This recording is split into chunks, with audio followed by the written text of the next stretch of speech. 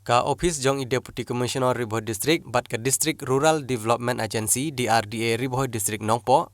kala pentipaj ba ka sorkar kala pelak ya ke ex gretia pemen ka banengkong hakador kebasan sepat tengka jong uwei pa uwei unong yo jengmentoy lengba ka Pradhan Mantri Kalyan Yojana ha ka baide bat ka bahak jingirap jong ka jingwan ja ka kelam COVID-19 na ka benta baro kinong yo jengmentoy ki bahap mapo ka IGNO APS IGNWPS kabala pelaj lembaga DBT syaki bank account jongki.